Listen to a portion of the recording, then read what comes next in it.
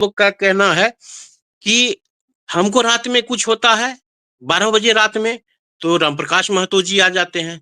हमको 2 बजे रात में कुछ होता है, पुलिस के पास जाना पड़ता है तो तारकिशोर जी आ जाते हैं। हमको अगर कोई काम पड़ता है तो रात में 3 बजे आ जाते हैं। अरे भैया, रात में ही सबका काम क्यों पड़ता है? आपके साथ कोई कॉलर पकड़ रहा है, आपके जमीन पे कोई कब्जा कर रहा है, आपके अगर साथ कोई बदतमीजी कर रहा है, तो आप थाना जाने में डरते हैं। आप समाज में किसी को बोलिएगा कि चलो थाना, मेरे साथ ये दुर्घटना हो गया है, मेरे साथ, मेरे परिवार के साथ ये कोई गलत कर रहा है, तो आप थाना किसी को कहेंगे जाने के लिए तो थाना जाने से डरता है। कटिहार में किसी भी ऑफिस में चले जाइए, बिना घूस का कोई काम नहीं होगा। जो समाज सेवा करते हैं, आप जो देश में अभी दौर है, आपको मैं बहुत बड़ी बात कहने जा रहा हूँ। इस देश में दौर है, वो देश में दौर है वायरल होने का। जैसे आप कन्हैया कुमार का नाम सुनते होंगे। कन्हैया कुमार किसी आदमी को 1 यूनिट ब्लड भी नहीं दिया है। समाज सेवा के नाम पे उसके पास 0 है क्रेडेंशियल। उसी तरह जो है चंद्रशेखर रावण है, और सब जितने भी लोग हैं, ये तमाम लोग वायरल बॉय है कि कोई देश के टुकड़े का नारा लगाता है, कोई फॉरवर्ड को गाली देता है, कोई बैकवर्ड को गाली देता है, कोई हिंदू को गाली देता है, कोई मुसलमान को गाली देता है। बस उसके पास आधार यही है। और आप अगर समाज सेवा करना चाहते हैं, देश के लिए कुछ करना चाहते हैं, समाज को कुछ नया चीज देना चाहते हैं, अगर ऐसी बातों को रखेंगे तो आपके पास न सुनने वाला कोई है, न वोट देने वाला कोई है। आप खेसारी लाल यादव का प्रोग्राम आप करवाइए, पवन सिंह का कार्यक्रम करवाइए, तो आपको 5 लाख लोग जुट जाएंगे। इतना लोग जुट जाएंगे कि वोट को नियंत्रित करने के लिए लाठियां चलाना पड़ेगा, कुर्सी टूट जाएगा। अभी एक जो है पुष्पा मूवी 2 का ट्रेलर जो है, गांधी मैदान में ट्रेलर रिलीज किया गया, जिसमें लगभग 1 करोड़ लोग पहुंच गए। यहाँ तक कि टावर पे लोग चढ़ गए, अपनी जान देने को तैयार हो गया। पुष्पा झुकेगा नहीं, ये डायलॉग सुनने के लिए। अरे भैया, पुष्पा झुकेगा नहीं, वो तो रियल थोड़ी हीरो है, रील हीरो है। वो क्या किया है आज तक समाज के लिए?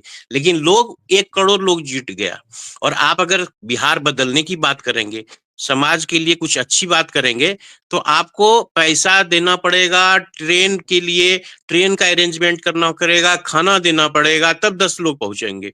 2020 में विपरीत परिस्थिति में हम इलेक्शन लड़े थे, और हम आज तक फिर इलेक्शन हारने के बाद कभी मीडिया में या कभी सोशल मीडिया में या किसी प्लेटफॉर्म पे इस बात को नहीं रखे कि हमारे हार का क्या। सदर अस्पताल की ही बात लेते हैं, तो आप सदर अस्पताल के विषय में आप भी बात करते हैं, तो सदर अस्पताल में क्या है ना, इंफ्रास्ट्रक्चर दिख रहा है, डॉक्टर नदारत है, कोई सिस्टम नहीं है, आईसीयू है, वेंटिलेटर है, वेंटिलेटर को ऑपरेट करने वाला कोई नहीं है।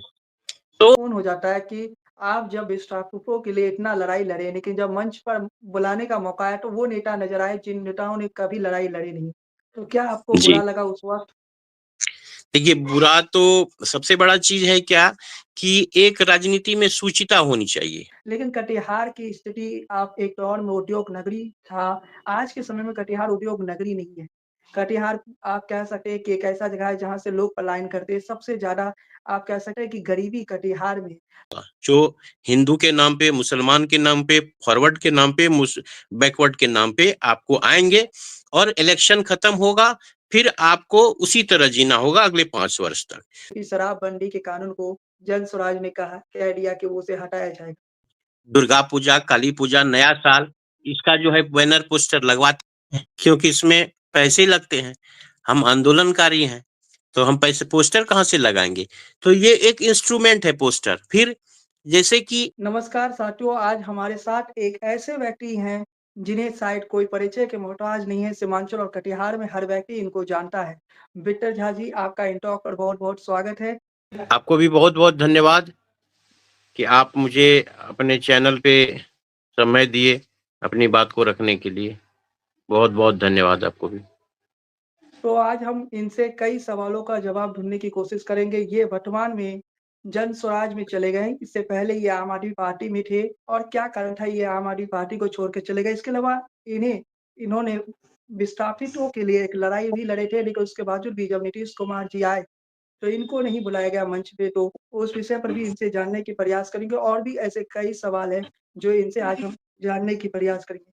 बेटा झा जी, सबसे पहला सवाल आपसे यही है कि आज के दौर में जब हम राजनीति को देखते हैं, तो राजनीति में पढ़े-लिखे नेता कम होते हैं। आप एडवोकेट होने के बाद भी राजनीति और समाज सेवा को चुने, तो इसके पीछे के क्या कारण रहे? देखिए, सबसे बड़ा चीज़ है कि अगर ये कोई कहता है कि पढ़े-लिखे लोग राजनीति में नहीं हैं, तो हमको लगता है कि ये कहना जल्दबाज़ी है। क्योंकि आप अगर ऊपर से देखें, उच्च सदन में देखें, तो जितने भी लोग हैं, उसमें 99% आपको हायर एजुकेटेड हैं। आप निम्न सदन में देखें, तो जितने भी एमपीज़ हैं, ये सभी के जो हैं हायर एजुकेटेड हैं। कहीं भी विधानसभा के जो सदस्य हैं, तो आपको लगेगा कि नहीं ये सब पढ़े-लिखे लोग हैं। हमको जो लगता है कि समाज सेवा का जो आधार होना चाहिए, जैसे आप अगर डॉक्टर बनते हैं तो उसके लिए जो मिनिमम क्वालिफ़िकेशन है, आप आईएएस बनते हैं तो मिनिमम क्वालिफ़िकेशन है। तो राजनीति जो है, राजनीति का जो आधार है, जो ज़रूरत है, वो है आपको समाज के लिए आप क्या आपके पास जानकारी है, समाज के लिए आप क्या देना चाहते हैं? समाज के लिए मतलब कि आपके पास समाज को देने के लिए आपने क्या किया है, वो आधार होना चाहिए।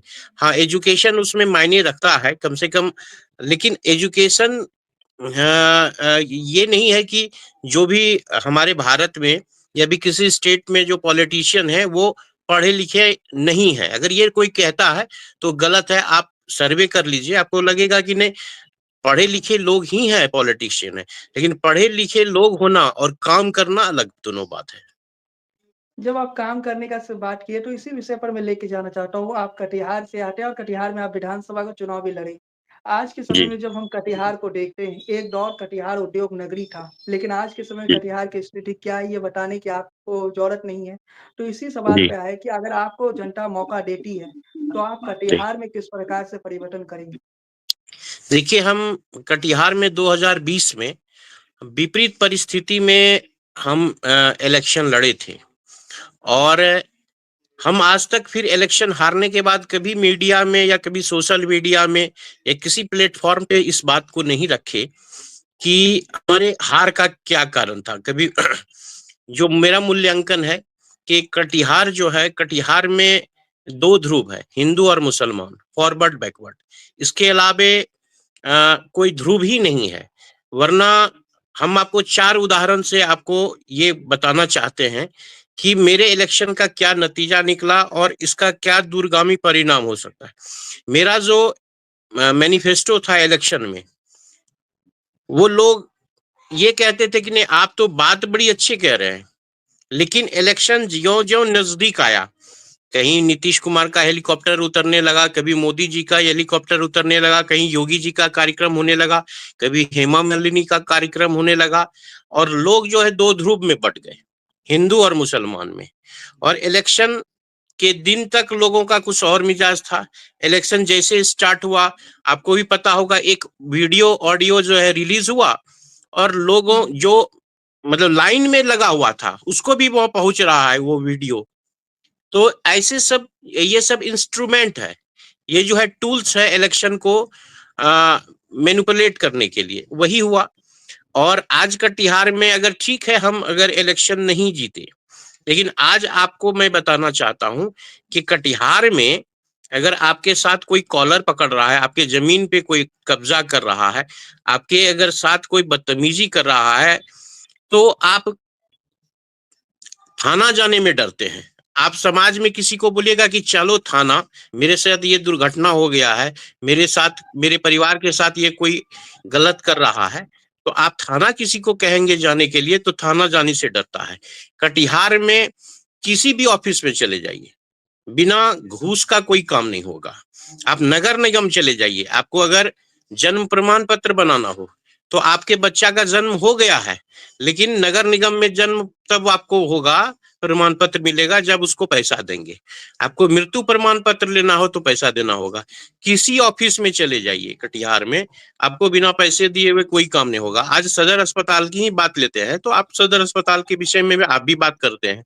तो सदर अस्पताल में क्या है ना, इंफ्रास्ट्रक्चर दिख रहा है, डॉक्टर नदारत है, कोई सिस्टम नहीं है, आईसीयू है, वेंटिलेटर है, वेंटिलेटर को ऑपरेट करने वाला कोई नहीं है। तो आप जिस भी क्षेत्र में जाएंगे, ट्रैफिक का क्या स्थिति है देख लीजिए। तो शहरी किसी भी क्षेत्रों में भी क्षेत्र में ट्रैफिक कोई लगा काम रहता क्या है। हो रहा है क्या? जी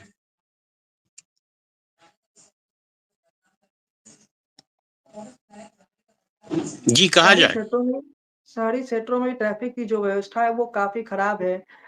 आप जी न्यू मार्केट में जाइएगा, कहीं भी जाइएगा तो जाम लगा रहता है। तो ये एक ऐसा मुद्दा है जो कि कटिहार की जनता कई सालों से झेल रही है, लेकिन इसका कोई समाधान नहीं निकल रहा है। तो क्या आप अगर जीतते हैं तो आपके पास इसका कोई समाधान है?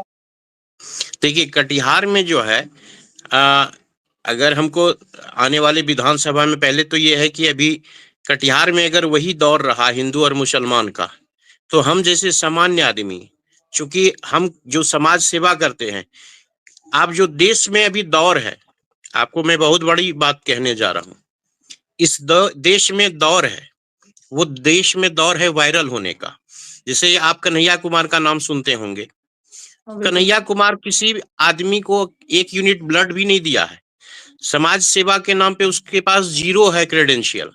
उसी तरह जो है चंद्रशेखर रावण है, और सब जितने भी लोग हैं, ये तमाम लोग वायरल बॉय है। कि कोई देश के टुकड़े का नारा लगाता है, कोई फॉरवर्ड को गाली देता है, कोई बैकवर्ड को गाली देता है, कोई हिंदू को गाली देता है, कोई मुसलमान को गाली देता है। बस उसके पास आधार यही है। और आप अगर समाज सेवा करना चाहते हैं, देश के लिए कुछ करना चाहते हैं, समाज को कुछ नया चीज देना चाहते हैं, अगर ऐसी बातों को रखेंगे, तो आपके पास न सुनने वाला कोई है, न वोट देने वाला कोई है। आप खेसारी लाल यादव का प्रोग्राम आप करवाइए, पवन सिंह का कार्यक्रम करवाइए, तो आपको 5 लाख लोग जुट जाएंगे। इतना लोग जुट जाएंगे कि वोट को नियंत्रित करने के लिए लाठियां चलाना पड़ेगा, कुर्सी टूट जाएगा। अभी एक जो है पुष्पा मूवी 2 का ट्रेलर जो है, गांधी मैदान में ट्रेलर रिलीज किया गया, जिसमें लगभग 1 करोड़ लोग पहुंच गए। यहाँ तक कि टावर पे लोग चढ़ गए, अपनी जान देने को तैयार हो गया। पुष्पा झुकेगा नहीं, ये डायलॉग सुनने के लिए। अरे भैया, पुष्पा झुकेगा नहीं, वो तो रियल थोड़ी हीरो है, रील हीरो है। वो क्या किया है आज तक समाज के लिए? लेकिन लोग 1 करोड़ लोग जुट गया। और आप अगर बिहार बदलने की बात करेंगे, समाज के लिए कुछ अच्छी बात करेंगे, तो आपको पैसा देना पड़ेगा ट्रेन के लिए, ट्रेन का अरेंजमेंट करना करेगा, खाना देना पड़ेगा, तब 10 लोग पहुंचेंगे। तो जब समाज का स्थिति, समाज का मानसिकता अगर इस तरह हो गया है, तो अच्छी बातें कहाँ लोगों को पसंद आएगा? आपने कई आंदोलन किया, कई जन आंदोलन आपने किए कटिहार में। जब मैं लिस्ट देखा तो काफ़ी बड़े-बड़े आंदोलन आपने किए। आप एक आंदोलनकारी नेता भी हैं। आपका जो शुरुआत शायद अन्ना आंदोलन से हुआ था या उससे पहले भी आपने आंदोलन किया होगा। तो आज जी हम आपके उन्हीं आंदोलनों के किस्से जानना चाहेंगे। कैसे आपकी राजनीति में शुरुआत हुई? कैसे आप राजनीति में आए? कैसे आप समाज सेवा के इस क्षेत्र में आए? देखिए, सबसे बड़ा चीज है कि समाज सेवा जो मेरे अंदर है, वो स्वाभाविक रूप से है। स्वाभाविक रूप से ऐसे है कि मेरे पारिवारिक जो पृष्ठभूमि है, आ, तमाम जो हमारे बड़े बाबूजी रहे हैं, आजीवन मुखिया रहे हैं गांव के, वो फ्रीडम फाइटर थे। तो ये सामाजिक जो हमारे अंदर जो सामाजिक लड़ाई का जो बीज है, ये तो खानदानी है। और हम जब स्टूडेंट लाइफ में भी थे, तो समाज से लेके कटिहार में जहाँ भी कहीं पढ़े, और जो सामने हमारे अगर कहीं भी ये लगता था कि किसी को कोई दबा रहा है, किसी के साथ कोई जुल्म हो रहा है, तो हम उसके लिए अब लड़ते थे। यही प्रवृत्ति जो है आगे चल के जो है आंदोलन का रूप लिया। जहां तक रहा बात की, हम सबसे ज्यादा लोग मुझको ये जानते हैं कि मैं कटाव विस्थापितों के लिए लड़ाई लड़ता हूँ। तो उसका मुख्य कारण क्या है ना, कि मेरा भी घर 3 बार कटा है गांव में। हम अपने होश में अपने घर को 3 बार कटते हुए देखे हैं। तो विस्थापन क्या होता है, इस जीवन को हम जिए हैं। हम जो बार बार लड़ते हैं, उसका ये कारण है कि इस लड़ाई को चूंकि ये हम जानते हैं कि अगर हम नहीं लड़ेंगे तो कोई लड़ने वाला है ही नहीं। ना सरकार का ध्यान है, ना किसी जनप्रतिनिधि का ध्यान है, ना कोई रिवॉल्यूशनरी है जो इस चीज को और आगे बढ़ाएगा। तो अभी जो हम फिर से आप देखे होंगे कि हम लड़ाई स्टार्ट किए हैं, उसका ये कारण है कि 10,000 लोगों को लगभग अभी नीतीश कुमार जी ने अपने हाथों से बातचीत परचा दिया। 3-3 ठोकर भी बने इन दिनों में, कुछ उसी दिनों पर के मैं बीच आने में। वाला था, वो क्वेश्चन महत्वपूर्ण हो जाता है कि आप जब विस्थापितों के लिए इतना लड़ाई लड़े, लेकिन जब मंच पर बुलाने का मौका आया, तो वो नेता नज़र आए जिन नेताओं ने कभी लड़ाई लड़ी नहीं। तो क्या आपको बुरा जी, लगा उस वक़्त? देखिए बुरा तो सबसे बड़ा चीज है क्या कि एक राजनीति में सूचिता होनी चाहिए, किसी भी चीज में सूचिता होनी चाहिए। जैसे हम दिल्ली में थे, हम डॉक्टर एम्स दिखाने गए थे, और वहां से जब हमको पता चला कि नीतीश कुमार जी आ रहे हैं कटिहार में विस्थापितों को पर्चा देना, तो ये जितने लोगों को रीस्टेब्लिशमेंट किया गया, जितने भी डिस्प्लेस्ड थे या होमलेस लोग थे, ये अभिलेख संख्या 1 का बना हुआ है। ये अभिलेख संख्या जो है मिथिलेश मिश्रा के समय में बना हुआ था। 2017 का अभिलेख जो बना था, उसी अभिलेख का जो है ये एग्जीक्यूट हुआ है अभी। और हम डीएम साहब से बोले, एसपी साहब से, वहाँ के जो सीओ हैं, बीडीओ हैं, तमाम लोगों को हम फोन किए कि हमको भी नीतीश कुमार जी से मिलने दिया जाए। हम मिल के धन्यवाद ज्ञापन करना चाहते हैं, और मेरा कोई मकसद नहीं है, जिसको क्रेडिट लेना हो ले, कोई दिक्कत नहीं है। क्योंकि बरारी जो है, हम कभी विधानसभा लड़ने जा नहीं रहे हैं, हमको क्रेडिट लेने से क्या दिक्कत है, हमको कोई नहीं लेना है। लेकिन तमाम लोग, यहाँ तक कि विधायक जी के घर पे भी हम गए, 2-3 बार उनके साथ भी गए, लेकिन हमको क्या है ना कि मिलने नहीं दिया गया, वहां पे पुलिस वालों ने रोक लिया। जब हम मेरे पास मेमोरेंडम था, धन्यवाद ज्ञापन का कुछ लिखा था, और जो और सब डिस्प्लेस्ड हैं, जो विभिन्न बांधों पे हैं, उनके रिस्टेब्लिशमेंट के लिए उसमें कुछ हमने एप्लीकेशन था, तो वहां पे जितने भी पुलिस वाले हैं वो पकड़ लिए, मेरा पेपर छीन लिए। फिर बाद में एक एसपी साहब थे, किसी वो पटना से आए थे, वो हमको साइड में जो है सारी बातों का जानकारी लिए। तो है क्या, सबसे बड़ा चीज राजनीति में सुचिता होनी चाहिए। क्योंकि आप कोई भी काम करते हैं, इससे क्या होता है ना कि देश में अगर किसी रिवॉल्यूशनरी को आप सम्मान करेंगे, तो आने वाला जो है पीढ़ी, वो रिवॉल्यूशनरी का होगा, वो लोग समाज के लिए मरेंगे। तो ये सुचिता से क्या होगा कि नए नए लीडरशिप पैदा होंगे। लीडर मतलब कि लीडरशिप जो है, उसमें रिवॉल्यूशनरी का जो है कोई न कोई रिवॉल्यूशनरी लोग आएंगे, और ऐसे लोगों को वंचित रखना, महरूम रखना, तो यही था हमारा कि हम मिलना चाहते, नहीं मिलने दिया तो कोई बात नहीं, हमारा जो मिशन था वो मिशन जारी है। और जो रेस्ट बचे हुए लोग हैं, जो विस्थापित हैं, जो विभिन्न बांधों पे हैं, सड़क के किनारे हैं, रेलवे लाइन के किनारे हैं, या फिर जो गांव कट रहा है, अभी बरारी में कई गांव कट रहा है, मनिहारी में कई गांव का अस्तित्व खतरे में है, अहमदाबाद का वीडियो आप देखे होंगे। तो ये तमाम जगहों पे जो है स्पर बनवाना है। इसलिए हम जो है, मेरा स्ट्रॉन्ग डिटर्मिनेशन है कि ये काम हमको करना है। इसके लिए हम आज जो है फिर से मुहिम स्टार्ट किए हैं, और आने वाले कुछ दिनों में ये एक बड़ा आंदोलन आपको देखने को मिलेगा। और उस हम आपसे ये उम्मीद करते हैं कि आप इस आंदोलन को कवर करेंगे, और अपने कलम से, अपने जो आपका चैनल है उसके माध्यम से हमारी आवाज को अपना शक्ति प्रदान करेंगे, ताकि आने वाला जो कटिहार है, आने वाला कटिहार में विस्थापितों का जो है रिस्टेब्लिशमेंट हो सके। बात कर रहे हैं, इस विषय पर मैं आना चाहता हूँ। और सबसे महत्वपूर्ण विषय ये है कि कटाव की समस्या पर मैं आता हूँ। कटाव की जो समस्या है, उस जी। समस्याओं पर जब आप मुद्दे उठाते हैं कटाव की समस्या, तो आज मनिहारी में कटाव हो रहा है। इसके अलावा और भी कई कटिहार के क्षेत्र हैं, महानंदा और गंगा के कटाव की बात है।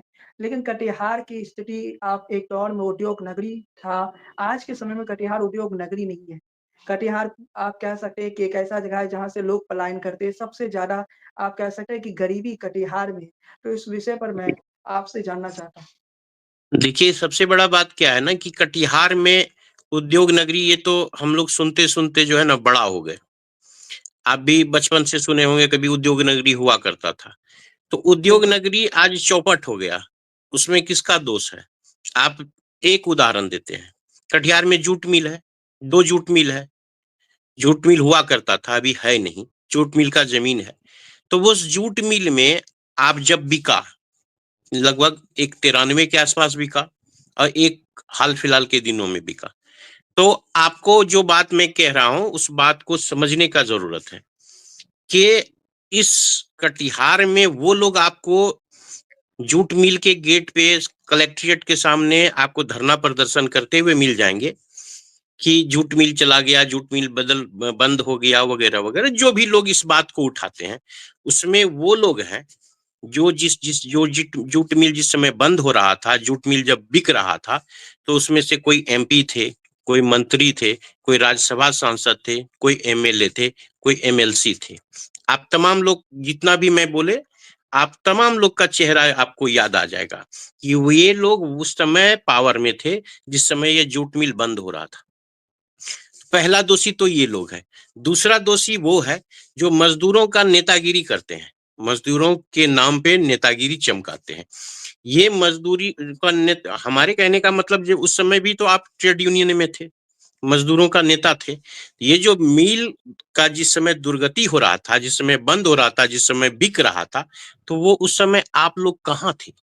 तो मेरा आरोप है, ये सत्य है कि ये तमाम लोग जो आंदोलन करते हैं जूट मिल के नाम पे, उसमें चाहे वो मजदूर हो, मजदूर का नेता हो, जनप्रतिनिधि हो, चाहे वो आप देखे होंगे राजधानी से पार्लियामेंट का फोटो डालते हुए तमाम नेता को, कभी स्मृति ईरानी से मिल रहा है, कभी सुशील मोदी से मिल रहा है, गिरिराज सिंह से मिल रहा है। ये जितने भी नेता हैं, ये तमाम लोग इस जूट मिल को बर्बाद होने में, जूट मिल को बिकने में कहीं ना कहीं तमाम लोगों को एक मोटा रकम मिला है। और तमाम लोग जो है इस जूट मिल का जो है मुजरिम है। तो आप तो एक गंभीर आरोप कटिहार के लोकल नेताओं पर लगा रहे हैं कि जी, कटिहार के नेताओं की मिलीभगत के कारण जूट मिल बंद हो गया, उद्योग नगरी कटिहार से धीरे-धीरे मैं आज निरुद्योग कह रहा हूँ ना, समाप्त हो गया। आपके चैनल पे कह रहा हूँ, आज 93 में लगभग बिका है, हमको जहां तक याद है 93 या 95 के आसपास, हमको जो याद है।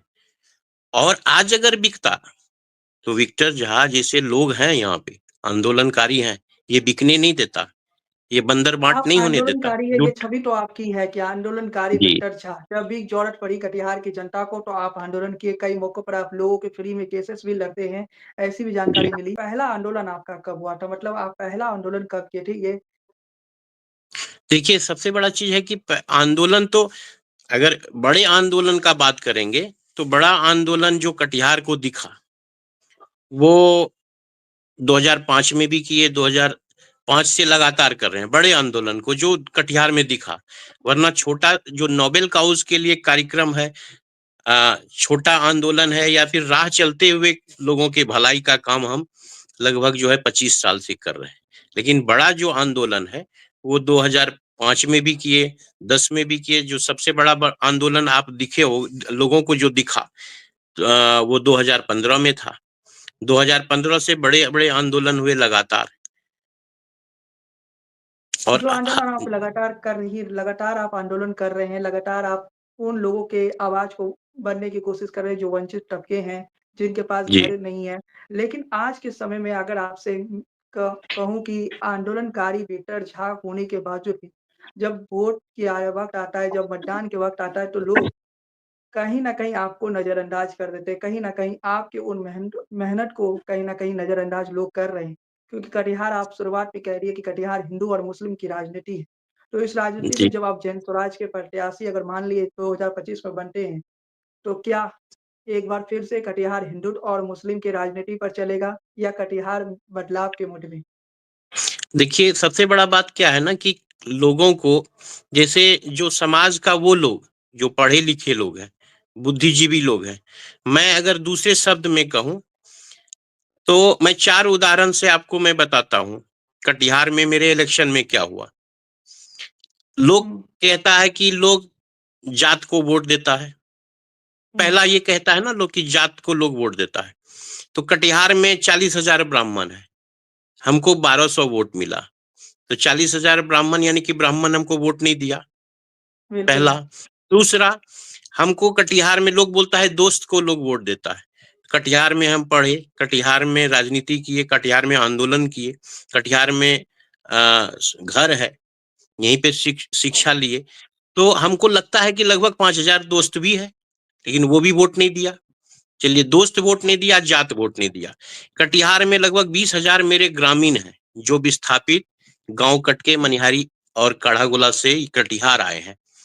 जिनके यहाँ कुछ भी होगा, अगर उनके यहाँ किसी तरह का अनहोनी हो जाए, किसी तरह का अगर प्रॉब्लम हो जाए, तो सबसे पहले मुझे कॉल करता है, मैं जाता हूँ। 20,000 लोग ऐसे भी हैं कटिहार में, लेकिन अगर 20,000 लोग अगर हमको वोट दिए रहते तो 20,000 वोट तो मिलता, लेकिन नहीं दिए।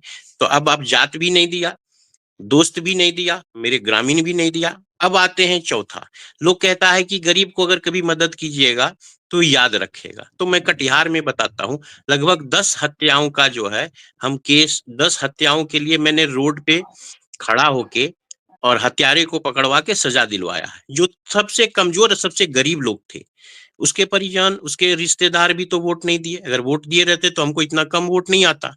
अब आते हैं कटिहार में लगभग 10,000 हरिजन समाज है, हरिजन समाज जो नगर निगम में काम करते हैं और अन्य जगहों पे काम करते हैं, जिसके लिए इलेक्शन से कुछ दिन ही पूर्व हम जेल भी गए थे उनके लिए। और बिहार में एक ही नगर निगम हुआ करता था उस समय, जब हम मिनिमम वेजेस मिला, जिसको 4,000 रुपया मिलता था, हम उसको 9,000 करवाए, उसके साथ साथ मेडिकल इंश्योरेंस दिए, वो सब चीज करवाए। तो ऐसे लगभग नगर निगम में लगभग 600 परिवार है, और उनके जो भी रिलेटिव हैं, हरिजन समाज, तमाम लोगों ने मुझको चंदा दिया इलेक्शन के लिए। अगर हमको वोट देते तो हमारा ये स्थिति नहीं होता। तो यानी कि वो भी वोट नहीं दिया, तो हरिजन भी वोट नहीं दिया, ब्राह्मण भी वोट नहीं दिया, न दोस्त वोट दिया, न जात वोट दिया, न मेरे ग्रामीण वोट दिए। अब आते हैं हफला साइड। हफला साइड में अ, मतलब कि संथाल समाज का जो लोग है, उनके लिए कई लड़ाई लड़े, यहाँ तक कि उनके लिए अब नाम नहीं लेना चाहिए, बड़े बड़े कार्यक्रम भी किए, कई अपराधियों को उनके जेल के सजा दिलवाए।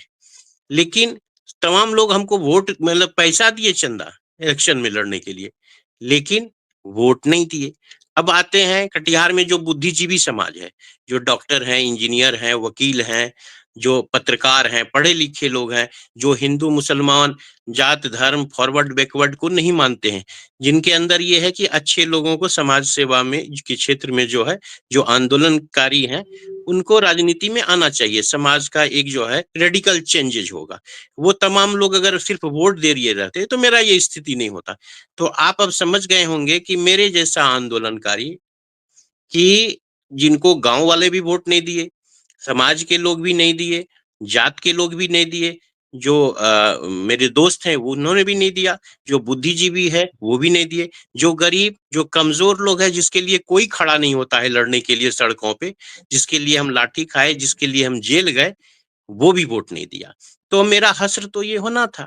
और ऐसे लोगों को समाज में अगर पसंद नहीं करेगा, तो फिर आपको नकली नायकों को ही चुनना होगा, जो हिंदू के नाम पे, मुसलमान के नाम पे, फॉरवर्ड के नाम पे, बैकवर्ड के नाम पे आपको आएंगे, और इलेक्शन खत्म होगा, फिर आपको उसी तरह जीना होगा अगले 5 वर्ष तक। तो ये लोगों को चुनना था, लोगों ने जो चुना, लोग वो भुगत रहे हैं। आज जो है लोग का कहना है कि हमको रात में कुछ होता है, 12 बजे रात में, तो रामप्रकाश महतो जी आ जाते हैं। हमको 2 बजे रात में कुछ होता है, पुलिस के पास जाना पड़ता है, तो तारकिशोर जी आ जाते हैं। हमको अगर कोई काम पड़ता है तो रात में 3 बजे आ जाते हैं।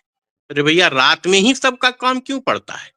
हमारा वो कहना नहीं है, हमारा कहना है कि रात में 2 बजे अगर किसी को जरूरत पड़ेगा हॉस्पिटल जाने का या पुलिस के पास जाने का, तो किसी को नेता का फोन जाएगा और तब काम होगा। ये व्यवस्था को चेंज करना मेरा जिम्मेदारी है। मेरा ये सोच था कि कोई भी एक भीख मांगने वाला अगर हॉस्पिटल चले जाए रात के 2 बजे, तो उसके लिए वो व्यवस्था हो जो एक कलेक्टर के साथ, कलेक्टर को वहां पे फैसिलिटी मिल सकता है। अगर कोई एक सबसे कटिहार का कमजोर आदमी टाउन थाना चले जाए रात के 1 बजे, तो उसको किसी नेता को फोन नहीं करना पड़े, वो जैसे ही टाउन थाना घुसेगा उसका तुरंत काम होना चाहिए।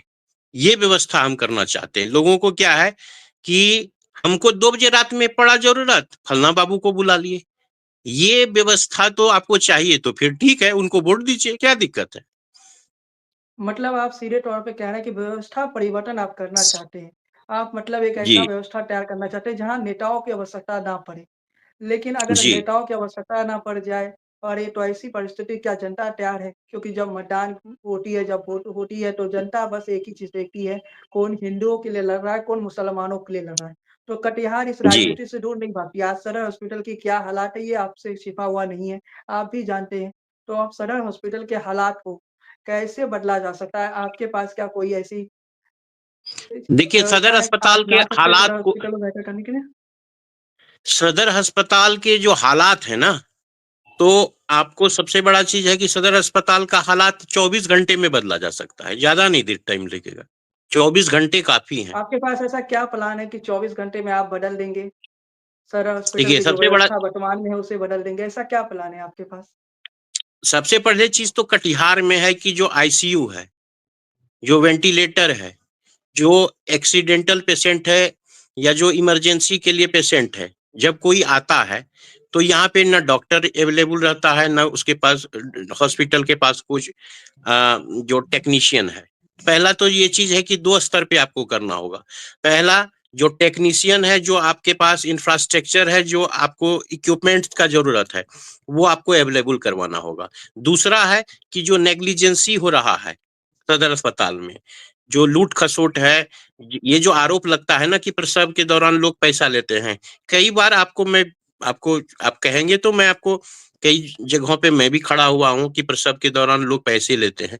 ये आरोप सही है, क्योंकि यहाँ पे जो दलाल सिस्टम है पूरे सदर अस्पताल में, दलालों का भरमार है, ऊपर से नीचे एम्बुलेंस तक। की जो यही नहीं, सुविधा होती है उसमें भी दलाली की जाती है सदर हॉस्पिटल के बाहर, ऐसे जी भी जी कई निश्चित। आरोप हैं।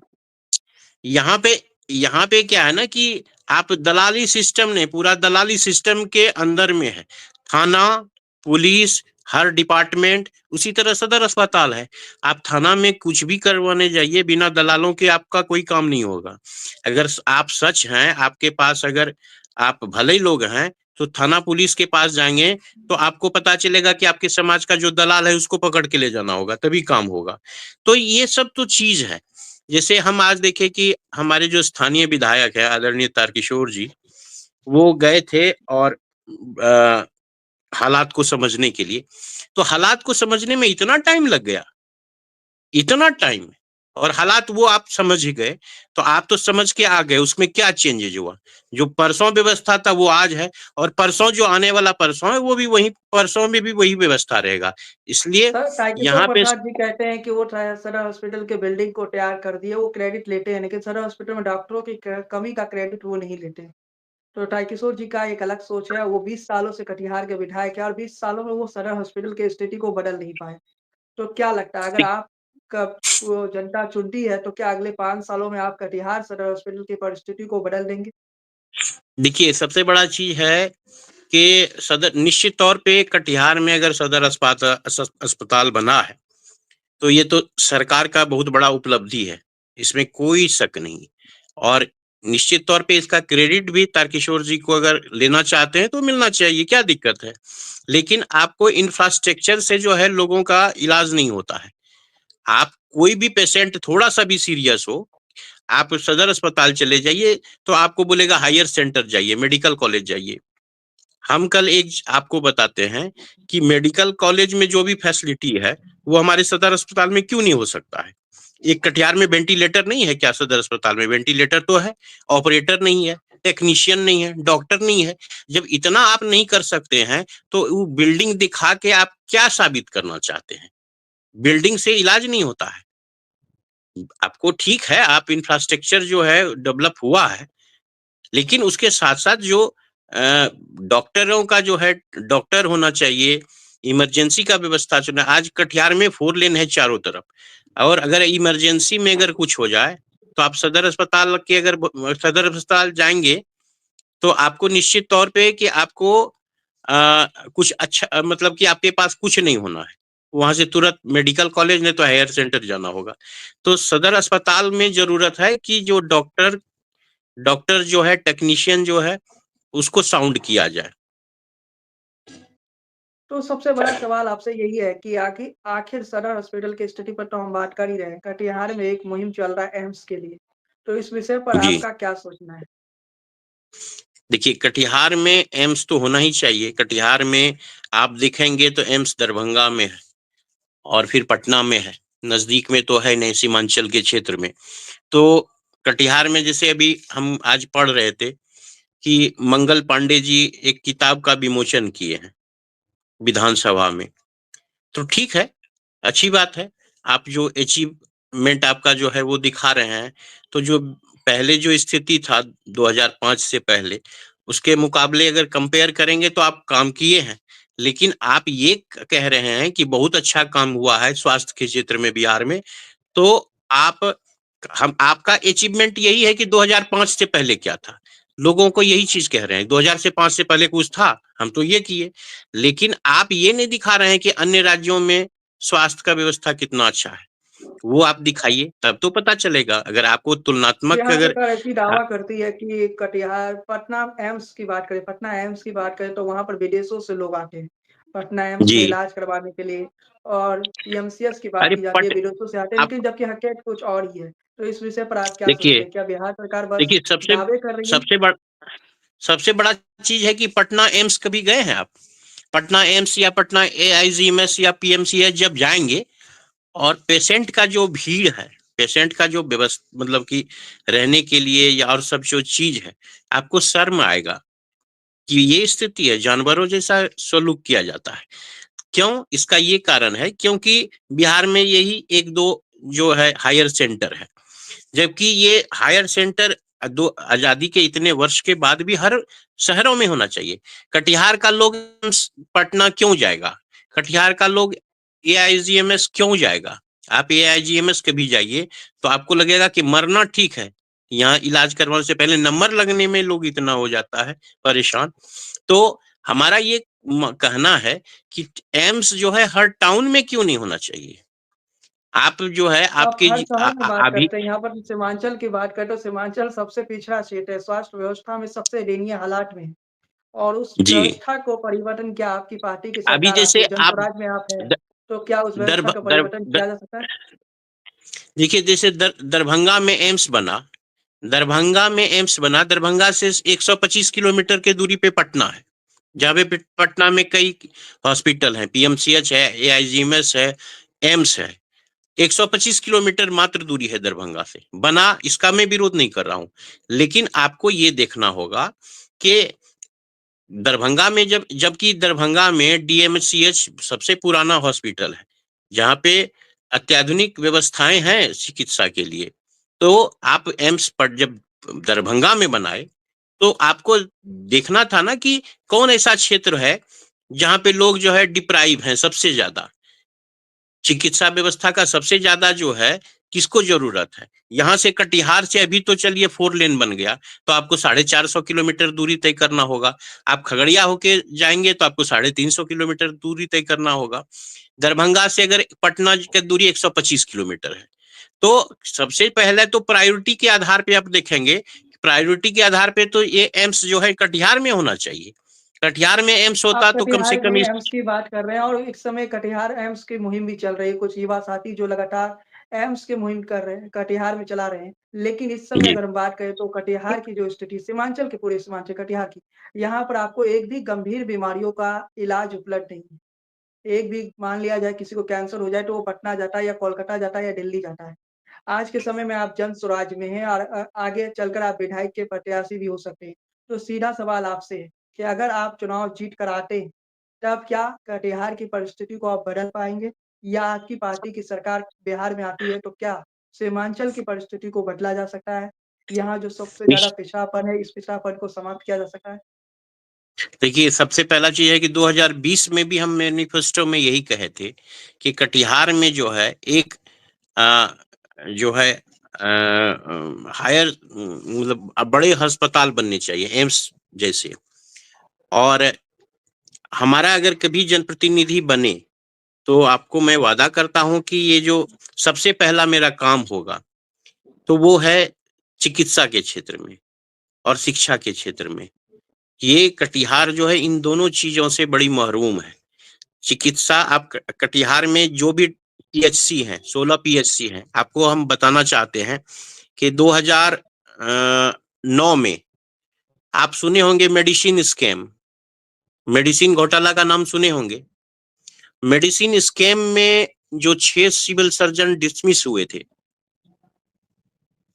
तो वो डिसमिस जो हुए थे उसमें कहीं ना कहीं आप जब इनसाइड स्टोरी जानेंगे तो उस समय के पत्र पत्रिकाओं को पढ़ेंगे तो आपको पता चलेगा कि मेरा ही योगदान था।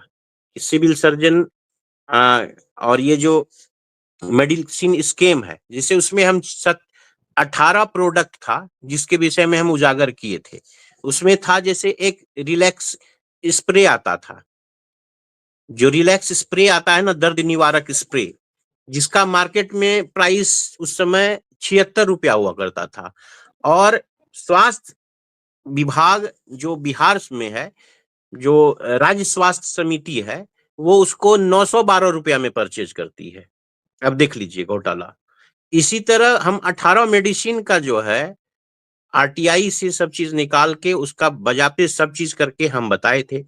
और दूसरा उसमें था कि जो ये सप्लायर है, जो बिहार में उस समय सप्लायर थे, उनका जो है एक तो ये हो गया कि जो मेडिसिन है वो हाई प्राइस पे परचेज किया जाता है, राज्य स्वास्थ्य समिति किसी कंपनी से करती है, उसका इफिकेसी एक अलग मुद्दा है। साथ में है कि वो जो परचेज किया जाता है और जो डिस्ट्रीब्यूट होता है उसमें बहुत सा बड़ा घोटाला था। कटिहार में ही हम कई जगह जो है मेडिसिन अवेलेबल करवाए, मतलब कि जो स्टोर कहीं और किया गया था वो हम पकड़वाए थे। जब हम ये ऑपरेशन इसका स्टार्ट करवाए तो आपको याद होगा कि अहमदाबाद में मिट्टी में गड़ा हुआ लगभग 1 ट्रैक्टर जो है मेडिसिन हम पकड़वाए। मनिहारी में जो एबेंडेंट क्वार्टर था उसमें लगभग जो है 2 ट्रैक्टर मेडिसिन मिला, एक्सपायरी मेडिसिन। फिर आपको झौवा ब्रिज के नीचे आपको रात में आनंद फानन में स्वास्थ्य विभाग ने जाके लगभग हमको लगता है कि 1 ट्रक मेडिसिन फेंक दिया था। तो ये सब तमाम चीजों का हमने खुलासा किया था आपको 2009-10 के आसपास। इसी प्रकार जो है आप स्वास्थ्य पूरे बिहार में आप देखेंगे तो मेडिसिन एक बहुत बड़ा स्कैम चल रहा है, सप्लाई के नाम पे, रख रखाव के नाम पे, इंफ्रास्ट्रक्चर डेवलप करने के नाम पे, टेंडर के नाम पे, एम्बुलेंस के नाम पे, मतलब कि लूट है, लूटोत्सव है। आप कहाँ आप हाथ देंगे? तो सबसे बड़ा फिरोज चीज है झा कि जी, अगर एक सवाल स्वास्थ्य मैं आपसे पूछना चाहता हूँ, क्या कारण रहे कि आपने आम आदमी पार्टी को छोड़ा? क्या कोई और कारण था? क्योंकि आप अन्ना आंदोलन से जुड़े हुए हैं। उस आंदोलन के बाद क्या कारण रहा कि आप आम आदमी पार्टी को छोड़े और अपनी बातें जहाँ पर आप रुके थे उसे भी पूरा करें? जी, आम आदमी पार्टी को हम बनाने में जो फाउंडर मेंबर होता है वो थे, अन्ना जी के साथ थे। फिर आम आदमी पार्टी बना तो उसमें से हम एक आदमी थे जो बनाने में मेरा फाउंडर। और बिहार झारखंड में जो आम आदमी पार्टी बना वो बनाने में से भी एक आदमी थे। आम आदमी पार्टी आपको पता है कि लगभग 14 में हमको एक बार टिकट मिला था आम आदमी पार्टी से, एमपी इलेक्शन जो पहला लड़ा गया था, और हमको टिकट दे दिया। फिर न प्रचार न जो पार्टी के तरफ से जो कार्यक्रम होता है वो कुछ किया गया। आने वाले दिनों में फिर बहुत से आंदोलन कर जब भी हम आम आदमी पार्टी के बैनर पे करते थे तो जो बड़े लीडर्स हैं वो कभी आते नहीं थे बिहार, कटिहार क्या बिहार ही नहीं आते थे। ये सब कारण था। और कुछ कारण था कि बिहार उन लोगों के नजर में, बिहार जो कि उनका पहला था आम आदमी पार्टी का, हम लोग का जो सोच था, जो डॉक्यूमेंट्री विजन था, अगर उसका सबसे ज्यादा कहीं जरूरत था तो वो बिहार में था, और बिहार की तरफ देखना नहीं। बार बार हम लोग रिक्वेस्ट करते करते थक गए, लास्ट में हम जो है हम आम आदमी पार्टी से त्याग दिए। तो जन स्वराज में वर्तमान में है, तो जन स्वराज में प्रशांत किशोर एक नए विज़न के साथ आए हैं और वो अपने जी। विज़न भी बता रहे हैं। लेकिन जन स्वराज का अगर सरकार आगे बनेगा या नहीं, ये बड़ा सवाल है। लेकिन उससे पहले जन स्वराज में आने के बाद आपको क्या लग रहा है? क्या जन स्वराज का जो विज़न है, वो बिहार के हित में है? क्योंकि इस वक़्त आप पार्टी में तो यही कहिएगा, लेकिन आप किन मुद्दों पर जैसे कि शराबबंदी के कानून को जन स्वराज ने कह दिया कि वो उसे हटाया जाएगा। तो क्या इस विषय पर आप जन स्वराज का जो निर्णय है, उस पर आप सहमत हैं? क्या शराबबंदी का कानून हटना चाहिए? देखिए, मेरा पार्टी का जो सोच है, पार्टी का जो विचारधारा है वो अलग है। इससे थोड़ा-सा हम अलग हैं। हमारा ये मानना है कि पार्टी को इन संवेदनशील मुद्दों पे जल्दबाज़ी कोई भी बात करना, फैसला लेना, थोड़ा-सा जल्दबाज़ी होगा। इसका जो है मूल्यांकन करना चाहिए, इसके जो है अच्छे परिणाम और जो बुरे परिणाम हैं, दोनों पे पार्टी के अंदर और पार्टी के बाहर सर्वे होना चाहिए और तब इस पे कोई बात रखना चाहिए। ये शराबबंदी कानून को हटा देना, हमको लगता है कि इस पे बात करना बहुत जल्दबाज़ी है। हमको अपना अगर व्यक्तिगत पूछेंगे तो हम शराबबंदी के पक्ष में हैं, कि बिहार में जो जब शराब चालू था और आज देखते हैं, तो हमको लगता है कि चूँकि हम समाज में ही रहते हैं, तो हमको लगता है कि शराबबंदी जो है बिहार में जो भी स्थिति है, ये आरोप लगाना कि होम डिलीवरी मिल रहा है, पैसा दीजिए जहाँ पे दारू चाहिए वहाँ पे मिल जाएगा। ये सब जो है हमको लगता है कि अपनी ज़िम्मेदारी को से जो है भागना हो गया। अरे ठीक है होम डिलीवरी मिल रहा है, ₹1000 का दारू 2000 में मिल रहा है, तो जिसको पैसा है अगर चोरी-छुपे अगर पी रहा है, लेकिन किसी में आज तक इतना हिम्मत नहीं है कि पी के रोड पे नाटक करे, रोड पे निकल जाए। जो इसका सबसे बड़ा जो अच्छाई है कि मारपीट, गाली-गलौज जो दारू पी के लोग करते थे वो बंद है, इसको मानना होगा। तो दारू पे बात करना, दारूबंदी पे बात करना, इस पे सर्वे होना चाहिए समाज के बीच में। ये हमको लगता है कि ये राजनीतिक मुद्दा नहीं है, ये सामाजिक मुद्दा है और इन विषयों पे समाज के बीच चर्चा करके ही तो कोई बात करना चाहिए, कोई निर्णय लेना चाहिए। ये मेरा सोच है। आपके जो पार्टी के प्रमुख हैं, प्रशांत किशोर जी, वो सीधे तौर पे कह रहे हैं कि 2 घंटे में अगर जन स्वराज की सरकार बन जाती है, तो 2 घंटे के अंदर शराबबंदी के कानून को समाप्त कर दिया जाएगा। तो ये क्या तो उस वक़्त आप विरोध करेंगे, अगर आप विधायक चुनकर देखिए, आते हैं जन स्वराज से तो?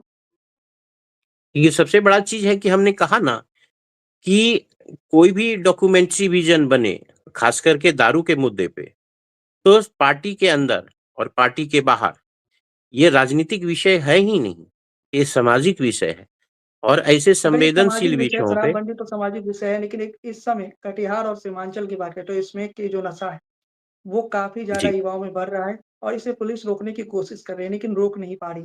तो इसका क्या पु समाधान आपको लगता है? देखिए पुलिस कहाँ से रोकेगा सर? पुलिस ही तो डिलीवर करने में सब जगह जो है कहीं न कहीं उसका कैरियर है। बिना पुलिस के मिलीभगत से ये थोड़ी हो रहा है। बिना तो आप ये पुलिस मानते हैं के कि स्मेक का किसी जो कारोबार चल रहा है सीमांचल और कटिहार में, इसमें पुलिस भी मिलीभगत पुलिस है? के पुलिस के छत्र छाया में ही हो रहा है। आपको पुलिस के बिना छत्र छाया के, राजनीतिज्ञों के बिना छत्र छाया के ये सब नहीं हो रहा है। ये तमाम चीज़ के को अगर देखते हैं, तो कहीं न कहीं आपको ये लगेगा कि ये जिसकी ज़िम्मेदारी है, स्मैक क्यों आ रहा है? स्मैक जो बिक रहा है, लोगों तक स्मैक भी पहुँच रहा है। आपको अगर ज़रूरत हो तो किसी न किसी से जो हैंडलर है उसके पास जा रहे हैं, तो पुलिस नहीं जा पा रहा है। पुलिस भी पहुँच सकता है। तो ये पुलिस का तमाम चीज़ का महत्व किसको नहीं पता है कि इसमें कहाँ पे मिल रहा है, कौन हैंडलर है। सबको जब हमको समाज के किसी अदना-सा आदमी को पता है, अगर उसको ज़रूरत होता है स्मैक अवेलेबल हो जाता है, तो पुलिस इस बात को काहे नहीं समझ पा रही है। तो हमको लगता है कि इन तमाम चीज़ के जो जड़ को आप देखेंगे, तो आपको जिस दिन ये तय हो गया ना कि पुलिस को उसकी ज़िम्मेदारी का एहसास हो गया, तो फिर ये सब चीज़ रुक जाएगा। मतलब इसमें क्या कारोबार में आप मानते हैं कि पुलिस की मिलीभगत है, लेकिन इसके साथ मैं आपसे कहना चाहता हूँ कि युवाओं की सर हम जेनज़ी आपको में बताते हैं सर हम आपको बताते हैं कटिहार में जो भी गैम्बलिंग का काम हो रहा है, नशा का कारोबार हो रहा है, जो भी अवैध ज़मीन पे कब्ज़ा किया जा रहा है, ये तमाम चीज़ों पे अगर कटिहार में अगर नियंत्रण अगर पुलिस का नहीं है, तो इसका जिम्मेदारी पुलिस को तय करना होगा। ये जो है ना, जिस दिन पुलिस चाह लेगी ना, ये तमाम चीज जो है रुक जाएगा। लेकिन है क्या, इच्छा शक्ति और इन तमाम चीजों से पे जो है सरकार का जो है नकेल नहीं है। सरकार का जो इकबाल है ना, वो खत्म हो गया है। इसीलिए ये सब चीज हो सरकार का रहा है। इकबाल खत्म हो गया, ये आप कह रहे हैं। जब आप देखते हैं कि आज की तस्वीर में कटिहार की विस्तार पूर्वक अगर आप देखते हैं आज की तस्वीर कटिहार की, तो कटिहार में नशा का कारोबार फैल रहा है। कटिहार में अलग-अलग विषय में देखिएगा तो आज के समय में कटिहार में कई ऐसे अपराध की घटनाएँ भी सामने आई। हाल के दिनों में कई गोलीबारी की घटनाएँ कटिहार में हुई है। तो इन तमाम घटनाओं के पीछे आप कह सकते हैं क कानून व्यवस्था का चौपट हो जाना, क्योंकि आज के समय में अगर विस्तार पूर्वक आप कटिहार की घटनाओं को देखिएगा तो बहुत सारे ऐसी घटनाएँ आज के दिनों में कटिहार में हो रहा है। तो इसके पीछे क्या कारण मानते हैं? क्या पुलिस का जो आप कह सकते हैं वो समाप्त हो चुका है? कि कानून आपको व्यवस्था हम पुलिस का डर समाप्त हो चुका है? देखिए, हम वकील है ना, तो हमको हमको ये पता है ना कि ये जो कोई भी चीज है, उसका लॉजिकल एंड तक हमको पता है। हम आपको बताते हैं। जैसे आप किस कोई एक मर्डर होता है, आमतौर पे जो मर्डर होता है, उसमें सबसे ज्यादा जो कारण होता है वो जमीन का होता है। आपको भी पता होगा। हाँ, तो ज़मीन के जमीन मामले का में तो जो हत्याएँ भी सबसे ज़्यादा होता है।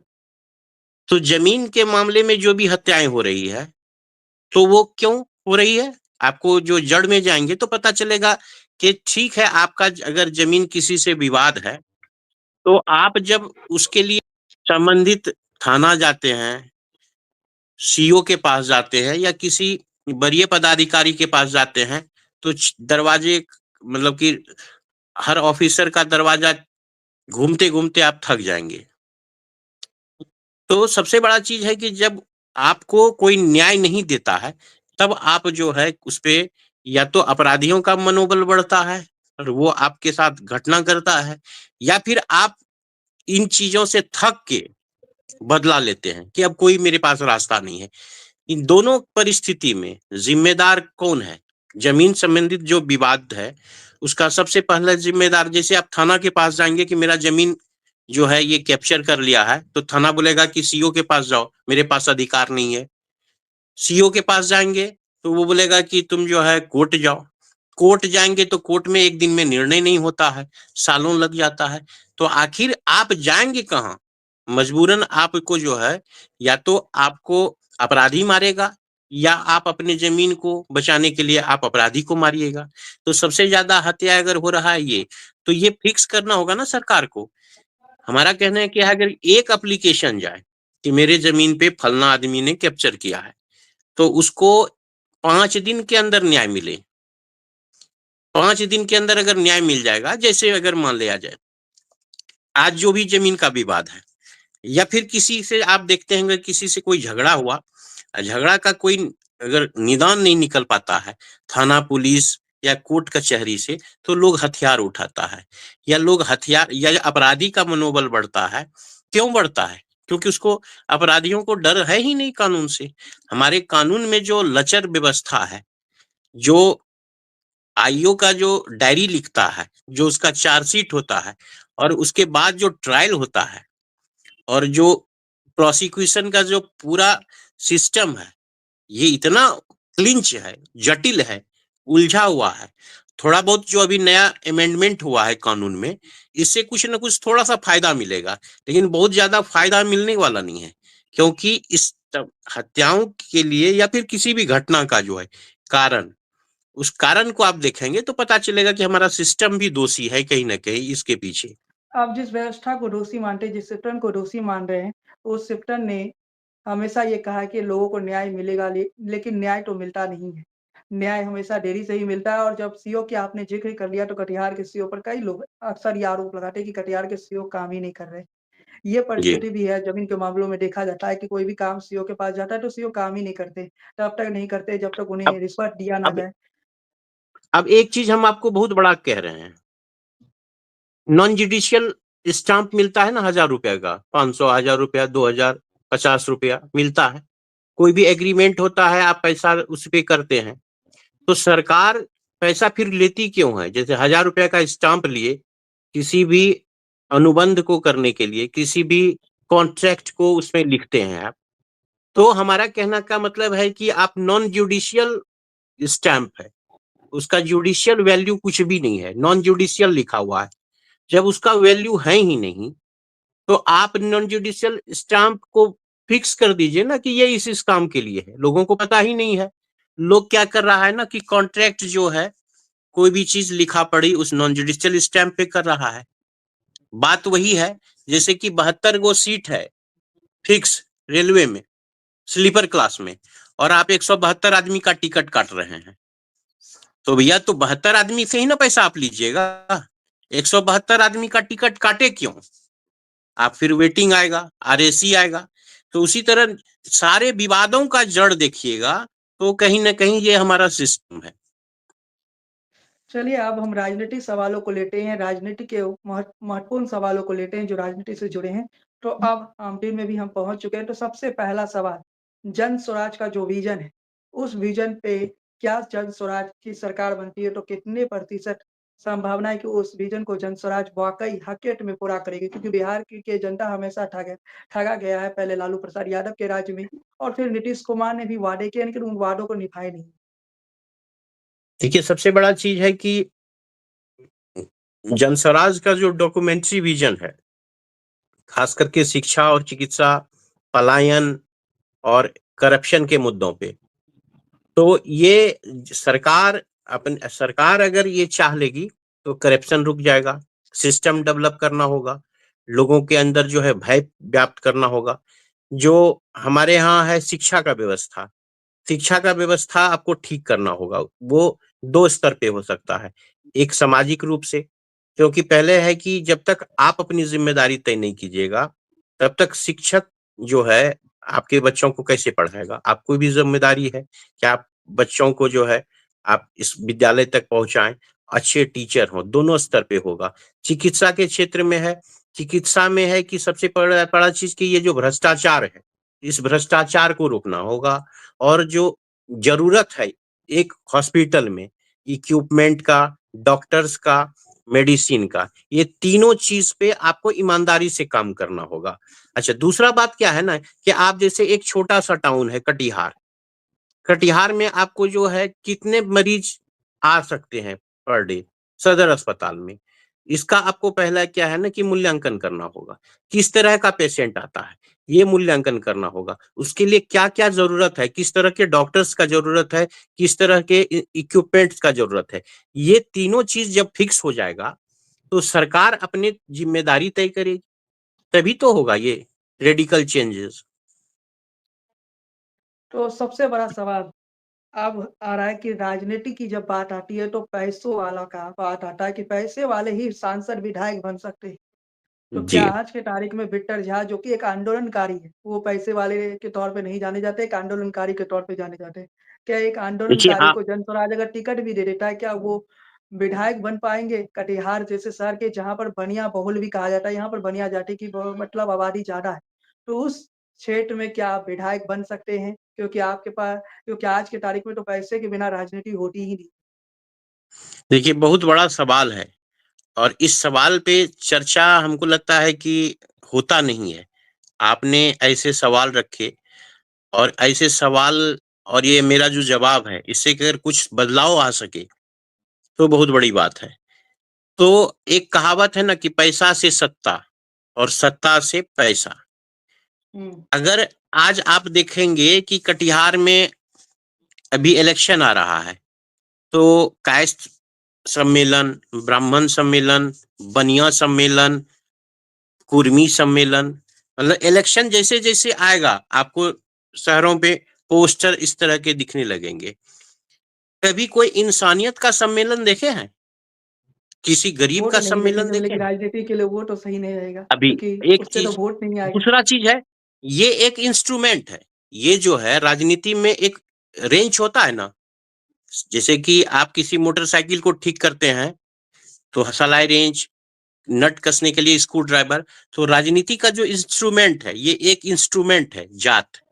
जात को कैसे मोबिलाइज किया जाए, तो ये कुछ ना कुछ मुद्दा बनाते हैं लोग। उसके लिए सम्मेलन में बड़े-बड़े पैसे, बड़े-बड़े पोस्टर। जैसे देखिए राजनीति में क्या है, कई पोस्टरों का दौर है।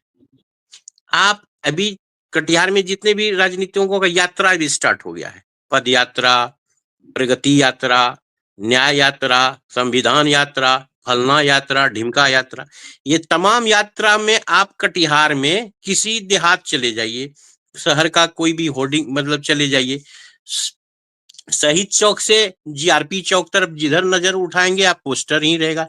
ये पोस्टर, एक पोस्टर का दाम कितना आता है पता है? 10-10 हजार रुपया का एक पोस्टर होता है।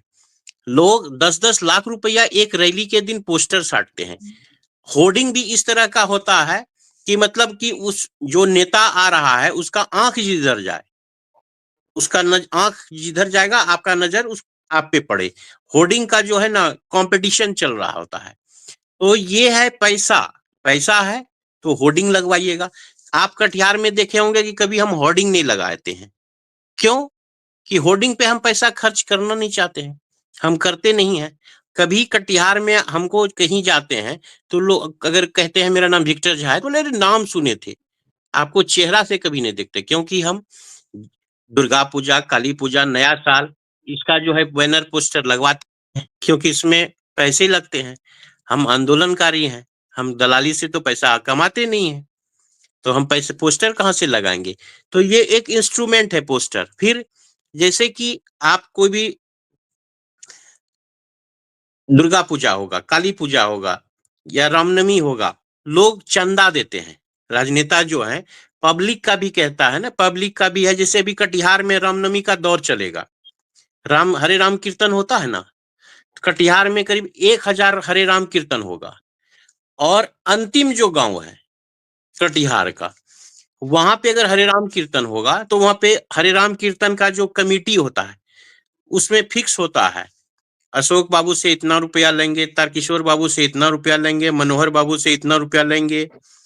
जो फीता काटेगा उसके लिए अलग पैसा, उसके लिए अलग डिमांड होता है। तो जब कमेटी, उसका उद्देश्य ये नहीं है कि हरे राम कीर्तन करवाना है। उद्देश्य क्या है कि आप देखेंगे कि दुर्गा पूजा में अभी जितने हमारे नेता हैं, कटिहार के हर पंडाल में मतलब मिनिमम 11,000, ऊपर तो 3-3 लाख 5-5 लाख रुपया तक दिए हैं। तो ये एक इंस्ट्रूमेंट है जिसका जिम्मेदार 2 आदमी है, एक तो राजनेता और दूसरा जनता, उसको भी वही चाहिए। तो आप जो है, और आप हर चीज में देखेंगे राजनीति में, तो राजनीति में बिना पैसा का कुछ हो ही नहीं सकता है। आप जैसे आज हम आंदोलन करने जाते हैं, और ये दुर्गा पूजा, काली पूजा, छठ बीच में आया, क्योंकि हम अगस्त से आंदोलन स्टार्ट किए हैं, तो जिस भी गांव में जाते थे हम अपनी बात को रखते थे, लोग आगे रसीद थमा दे कि ये रसीद है, क्या है, दुर्गा पूजा हो रहा है, यहाँ छठ हो रहा है। तो हम बोलते थे अरे हम आपके लिए आंदोलन करने आए हैं ना, हम तो विक्टर माफिया झा है जी, अब नहीं। हम अंतिम में आते हैं। अब हम आपसे जी चंद सवाल पूछेंगे और वो चंद सवाल बहुत ही महत्वपूर्ण हो जाते हैं 2025 को लेकर।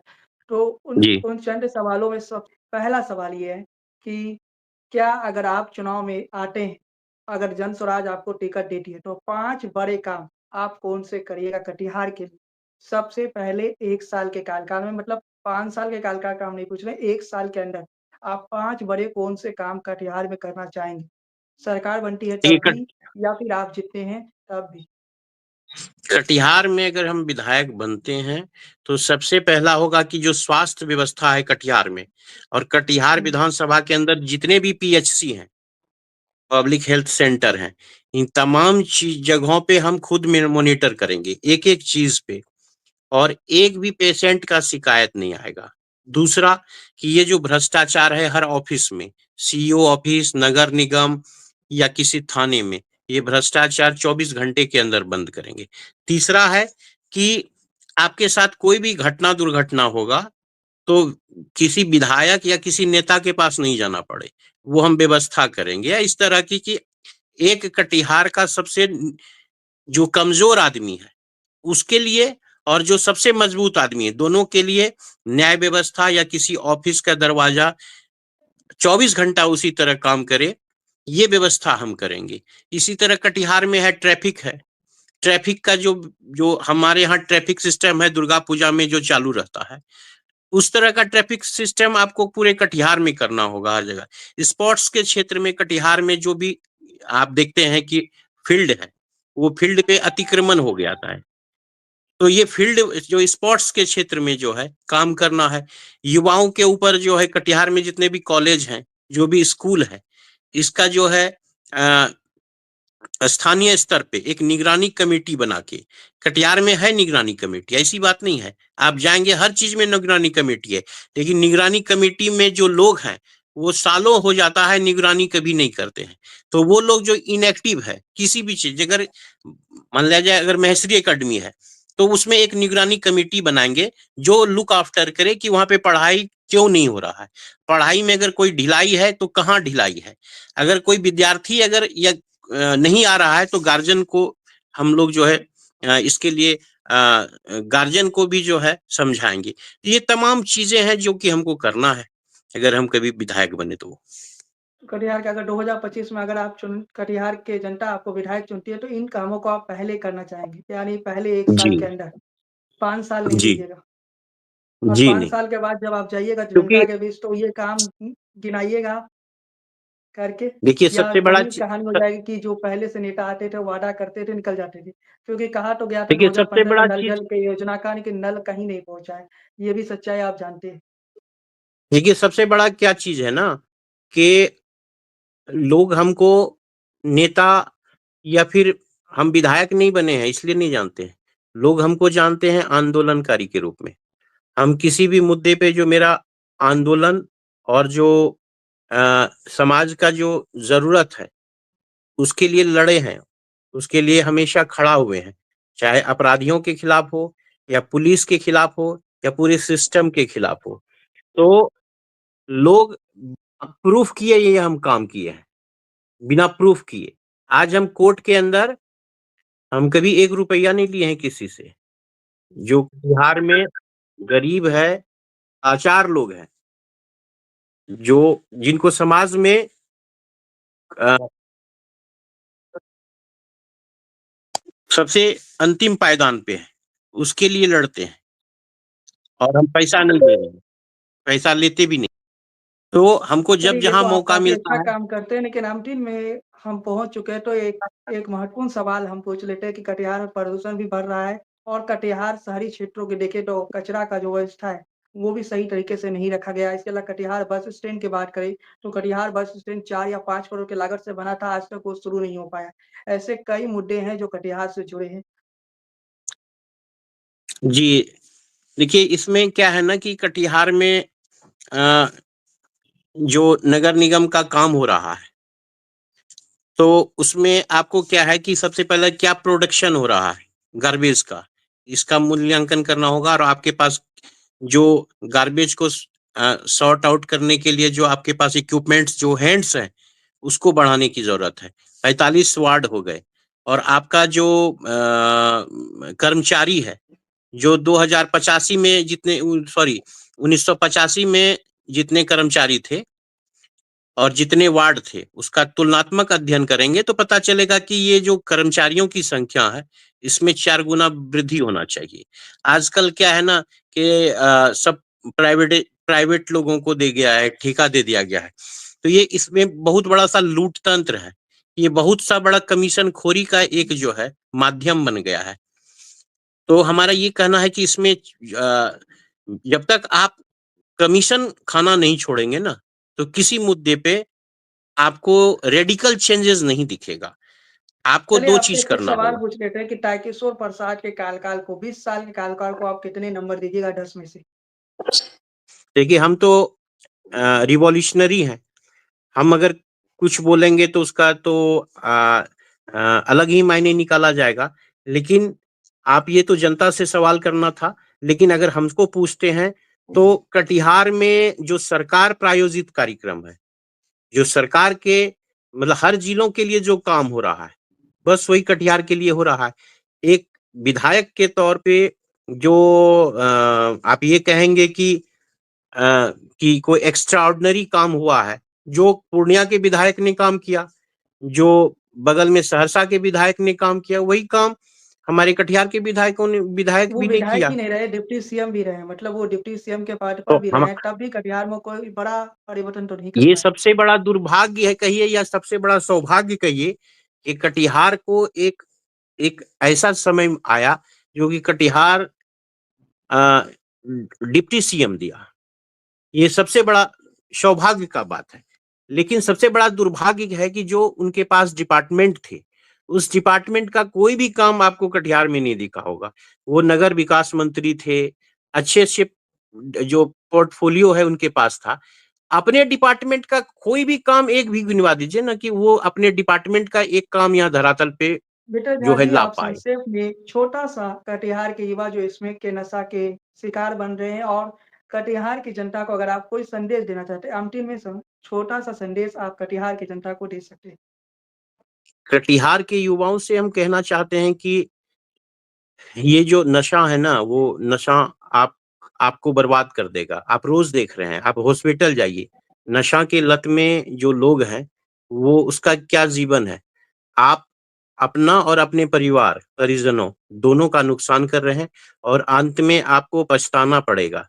तो आपसे ये आग्रह मेरा है कि आप नशा को आज छोड़ दें और दूसरा खास करके कटिहार वासियों को कहना चाहते हैं कि आप जात, धर्म ऊंच-नीच, रंग-भेद, फॉरवर्ड, बैकवर्ड इन मुद्दों पे अगर उलझ के आप अपने वोट का जो है दुरुपयोग करेंगे, तो आपको ऐसे ही विधायक मिलेंगे, ऐसे ही सांसद मिलेंगे।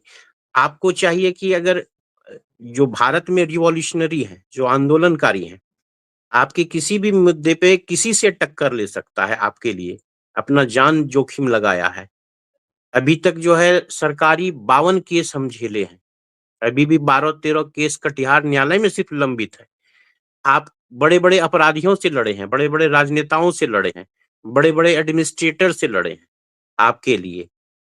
तो आपको ये तय करना है कि आपको जात धर्म वाला नेता चाहिए, फॉरवर्ड बैकवर्ड वाला नेता चाहिए कि नहीं इन तमाम चीज़ों से हट के जो आपके लिए काम करे, शिक्षा पे, चिकित्सा पे, पलायन पे, भ्रष्टाचार पे, आपके लिए अगर आपका कोई कॉलर पकड़े, तो आपका बेटा को जितना दुःख लगे, उतना ही दुःख लो आपके जनप्रतिनिधि को भी लगे।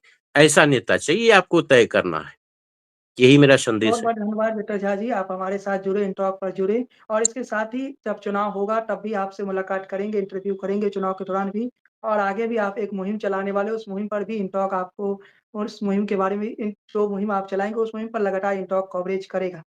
इसी के साथ आज के इस वीडियो में जुड़ने के लिए आपका बहुत-बहुत धन्यवाद और उम्मीद करते हैं कि आप आगे जब आप कटिहार के विधायक बने, जो बातें आज आपने इन टॉक पर कहा है, उन बातों को पूरा भी करेंगे और जनता को उस प्रकार से नहीं ठगेंगे, जिस प्रकार से जनता पहले ठगी जा चुकी है नेताओं के द्वारा। जी, बहुत-बहुत धन्यवाद। आप इतने साफ़गोई से और इतने अच्छे-अच्छे सवाल किए और इन सवाल का जो मैंने उत्तर दिया, हमको लगता है कि इस तरह का इंटरव्यू हम आज तक नहीं दिए थे और इस तरह के सवाल आम तौर पे लोग पूछते भी नहीं हैं। तो आप हमको मौका दिए, इतने अच्छे से सवाल किए और आपको हम बहुत दिल के गहराई से बधाई भी देते हैं, धन्यवाद भी देते हैं और आने वाले मेरे आंदोलन में आपको आमंत्रित भी करते हैं कि आप आइए और आप अपने कलम से, आप अपने विद्या से इस आंदोलन को गति दीजिए। बहुत-बहुत धन्यवाद। चलिए साथियों, आज जितने लोग इन टॉक पर आज का ये खास इंटरव्यू देख रहे थे, उन आप तय कीजिए कि आखिर विक्टर झा की इन बातों से आप सहमत हैं या असहमत हैं? इस विषय पर आप अपनी राय कमेंट बॉक्स में दीजिए। चैनल पर पहली बार आए हैं तो सब्सक्राइब कर लीजिए और बेल आइकॉन की जो घंटी है वो बजा दीजिए और फेसबुक पेज पर बने रहिए और उम्मीद करते हैं कि विधानसभा के चुनाव जब नज़दीक आएँगे तो एक बार फिर से उनसे बात करने का अवसर मिलेगा। इसके अलावा कटिहार के बाकी नेताओं से भी हम कोशिश करेंगे बातचीत करने का और उनसे सीधा संवाद करने की कोशिश करेंगे वो तमाम मुद्दों पर जो विषय कटिहार से जुड़े हैं, जो विषय बिहार की राजनीति से जुड़े हैं। जय हिंद, वंदे मातरम।